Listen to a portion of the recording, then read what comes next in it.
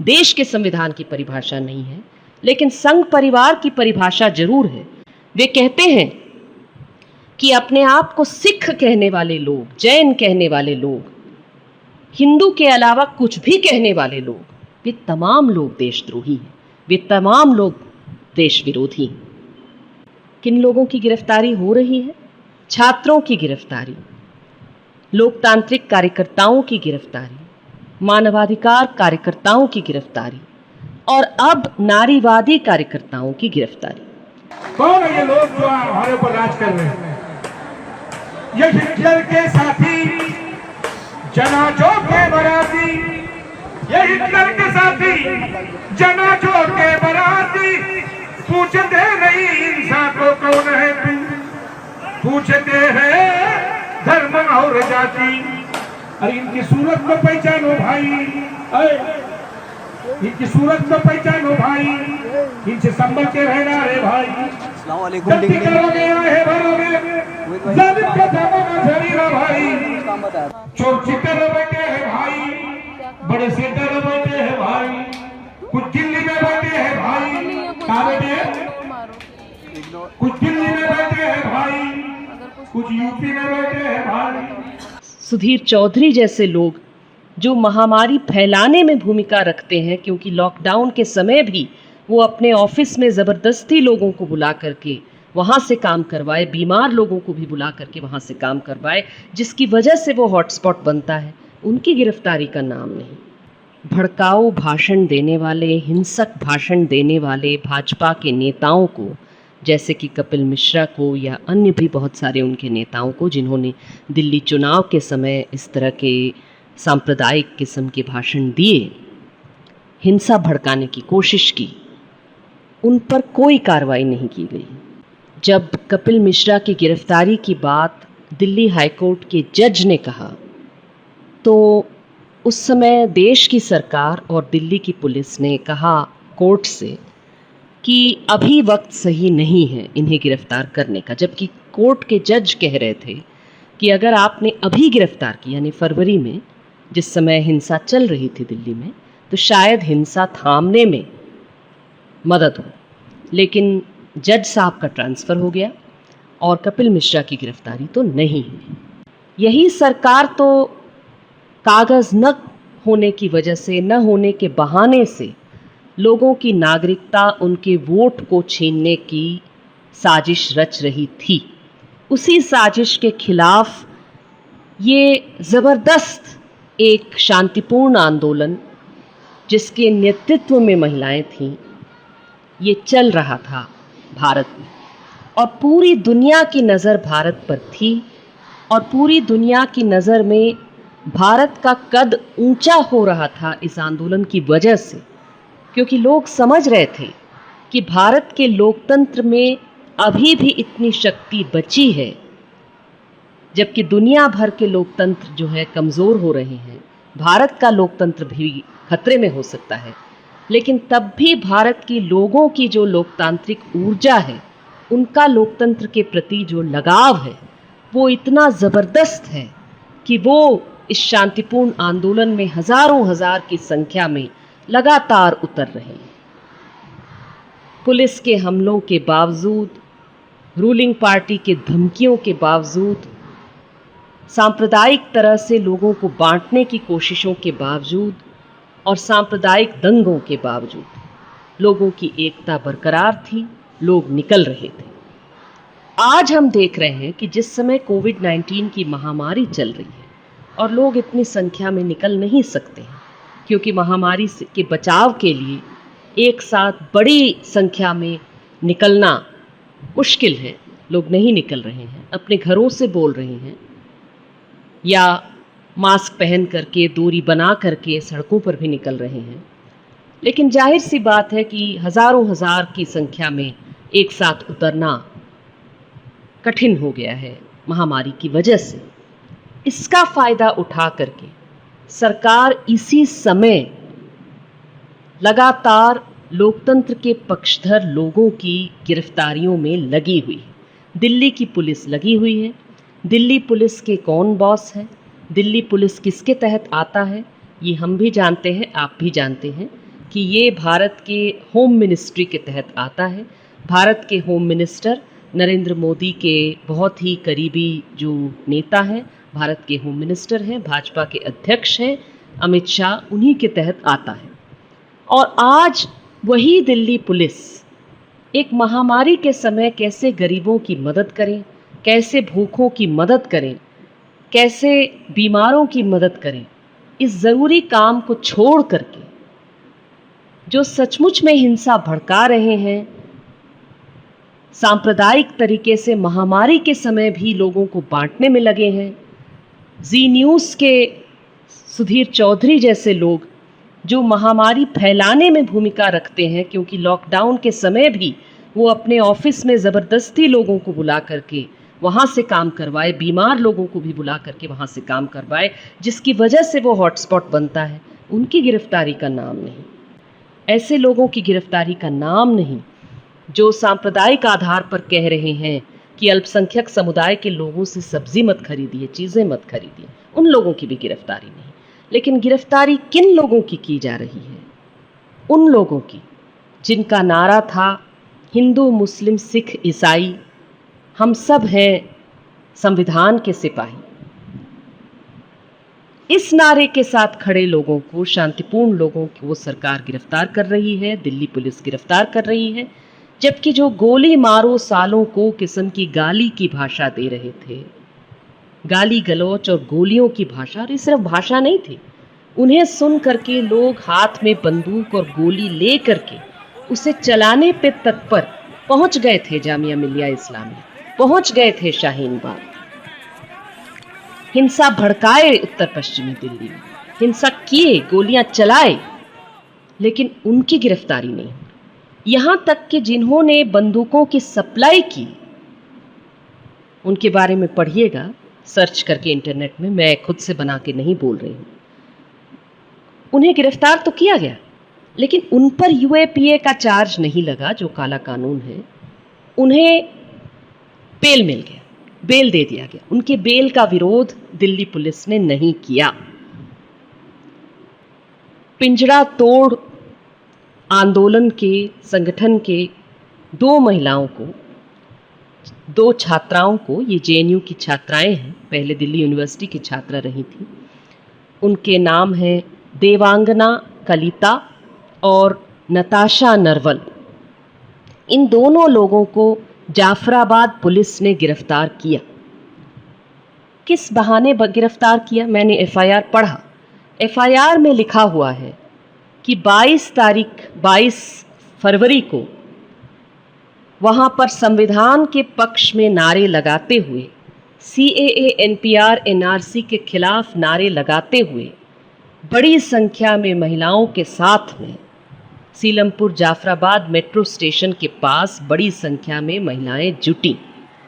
इन्हें जुटाने की या जुटाने में मदद करने की आरोप में इन दोनों महिलाओं को गिरफ्तार किया गया है, इन दोनों छात्राओं को गिरफ्तार किया गया है। एफआईआर को काफ़ी ध्यान से मैंने पढ़ के देखने की कोशिश की कि आखिर भारत क्या लोकतंत्र नहीं है? इसमें बड़ी संख्या में जुटना, नारा लगाना, यहाँ तक कि सिविल डिसोबीडियंस करना, किसी रास्ते को भी रोकना, ये जो है गुनाह हो गया है। जिस तरह के आंदोलन के आधार पर हमारा देश आज़ाद हुआ, सत्ता से बात करने का सबसे ज़्यादा नैतिक तरीका शांतिपूर्ण सिविल डिसोबीडियंस है, शांतिपूर्ण किस्म के सत्याग्रह है। ये तो हमारे देश के स्वतंत्रता संग्राम में भी लोगों ने करके लोगों ने आजमाया, आज भी ढेर सारे आंदोलनों में आजमा रहे हैं। और एनपीआर एनआरसी सीए विरोधी आंदोलन में सबसे ज़्यादा ये पूरी दुनिया ने देखा, सिर्फ हम लोगों ने, हमारे अपने देश में नहीं, पूरी दुनिया में लोगों ने देखा, लोगों ने सराहा।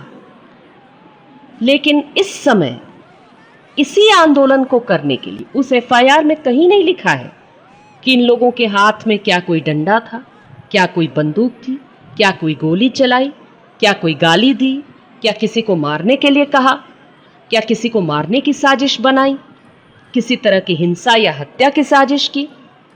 कुछ भी नहीं। क्या किया? आंदोलन किया, नारा लगाया। साहब, आपसे तो हम लोग कहना चाह रहे हैं कि अगर शांतिपूर्ण आंदोलन का साथ देना गुनाह है, तब तो वो जितने हजार एक एक करके क्यों चुन रहे हैं? जितने हजारों हजारों लोग हम लोग थे, हिंदू, मुस्लिम, सिख, ईसाई थे, पारसी थे, जैन थे, नास्तिक थे, सारे थे, कम्युनिस्ट थे, समाजवादी थे, हर तरह के लोकतांत्रिक राजनीतिक किस्म के लोग थे, गांधीवादी थे, गैर राजनीतिक कहलाने वाले लोग भी थे, जो पहले कभी राजनीति में कदम नहीं रखे थे, किसी खास लेवल वाली राजनीति नहीं करते थे।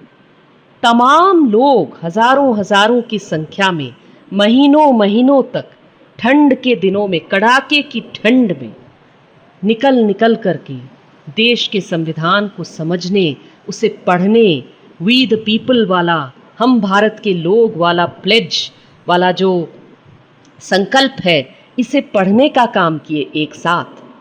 जेलों को भर लीजिए, जगह है कितनी जेल में तेरे, देख लिया है, देखेंगे, हम नहीं डरते हैं।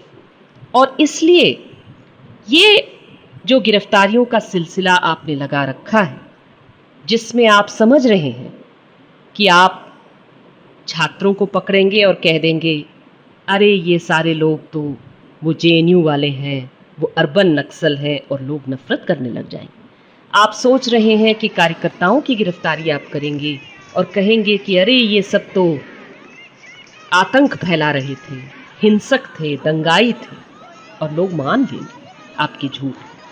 आप सोच रहे हैं कि अल्पसंख्यक समुदाय के लोगों को पकड़ करके आप कह देंगे कि अल्पसंख्यक, जिस हिंसा में, उत्तर पश्चिमी दिल्ली के हिंसा में सबसे ज़्यादा संख्या में जो अल्पसंख्यक मारे गए, उन्हीं अल्पसंख्यकों में शांतिपूर्ण आंदोलन चलाने वाले जो लोग थे, उन्हीं लोगों को जो खुद उस हिंसा के शिकार हुए, उन्हें आप दोषी कह देंगे, लोग मान लेंगे। आप सोच रहे हैं साहब, आप ये भी सोच रहे होंगे कि भाई नारीवाद तो गुनाह है। भारत जैसे देश में आपके जो लोग हैं, कपिल मिश्रा से लेकर के तमाम आपकी जो इंटरनेट संघी बॉयज़ लॉकर रूम है, वो तमाम लोग मिल करके हम सारे महिला कार्यकर्ताओं, महिला आंदोलन के कार्यकर्ताओं के लिए, छात्राओं के लिए किस तरह की भाषा का इस्तेमाल करते हैं।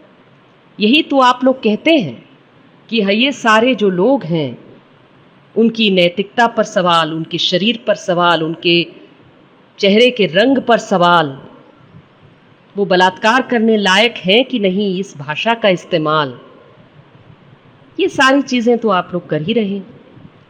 आपकी भाषा में महिलाओं का पिंजड़ा तोड़ने की इच्छा रखना, इससे बड़ा गुनाह क्या है? ये तो बहुत बड़ा गुनाह है, ये तो राजद्रोह है, ये तो देशद्रोह का जुर्म है।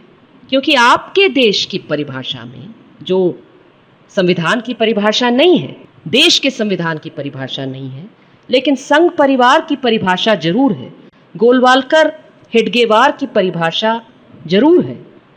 जो आज देश में शासन करते हैं, वो उसी परिभाषा को, गोडसे और गोलवालकर की परिभाषा को मानते हैं। उनकी परिभाषा में, गोलवालकर की किताब को खुद उठा के पढ़ लीजिए, उसमें उन्होंने कहा है कि देशद्रोही लोगों की जो सूची उन्होंने बनाई, उसमें उन्होंने किन किन लोगों को रखा। उसमें उन्होंने कहा कि जो नारीवादी हैं, जो महिला आंदोलन, महिलाओं की बराबरी की बात करते हैं, वे अव्वल नंबर पे। जो दलितों के लिए बराबरी की बात करते हैं, वे दलितों के लिए आरक्षण मांगते हैं, पिछड़े जाति के लोगों के लिए, पिछड़े वर्ग के लोगों के लिए आरक्षण मांगते हैं, वे देशद्रोही। वे कहते हैं कि अपने आप को सिख कहने वाले लोग, जैन कहने वाले लोग, हिंदू के अलावा कुछ भी कहने वाले लोग, वे तमाम लोग देशद्रोही हैं, वे तमाम लोग देश विरोधी हैं। और उन्होंने हिंदू की भी परिभाषा दूसरे तरह से दी। उनकी परिभाषा में जो मुसलमान लोगों से, अल्पसंख्यक लोगों से नफरत न करे, जो नारीवादियों से नफरत न करे, जो दलितों की बराबरी की बात करे, जाति की खात्मे की बात करे, वो हिंदू नहीं हो सकता गोलवालकर की परिभाषा में। तो आज हम आपसे कहना चाहते हैं कि आपके परिभाषा के अनुसार जो बहुसंख्यक लोग हैं इस देश के, जो इस देश के संविधान के लिए शांतिपूर्ण तरीके से लड़ने के लिए और हर तरह से अपनी जान तक न्योछावर करने के लिए।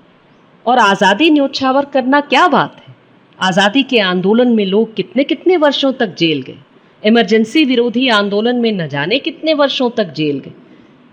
आज जिन लोगों पर आप हाथ डाल रहे हैं उनके साथ देश खड़ा हुआ है।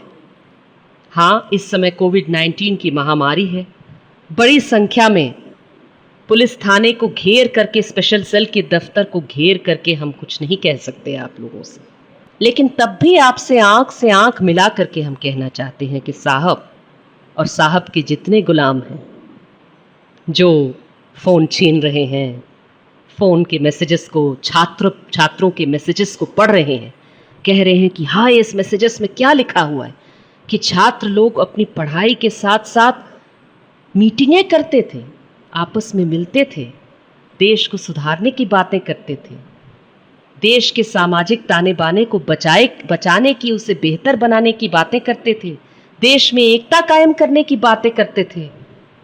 हाय तौबा, ये तो बहुत बड़ा गुनाह हो गया। ये काम करने वाले जो साहब के गुलाम हैं, उनसे भी हम आंख से आंख मिला करके हम लोग कहना चाहते हैं कि आप हमें नहीं डरा सकते। आप जितने लोगों को गिरफ्तार करेंगे उनकी आवाज़ उतनी ज़्यादा मजबूत होगी। बहुत हुआ नारी पर वार कहने वाले लोग सरकार पर काबिज हो गए और खुद बलात्कारियों का संरक्षण करने लगे, यौन उत्पीड़न करने वालों का संरक्षण करने लगे। कुलदीप सिंह सेंगर से लेकर के जेएनयू के ऐसे टीचरों तक जिन पर यौन उत्पीड़न का आरोप लगा, सबके बचाव में खड़े हो गए। चिन्मयानंद के बचाव में खड़े हो गए, तमाम लोगों के बचाव में खड़े हो गए। जुलूस निकाले, बच्चों के साथ बलात्कार करने वाले लोगों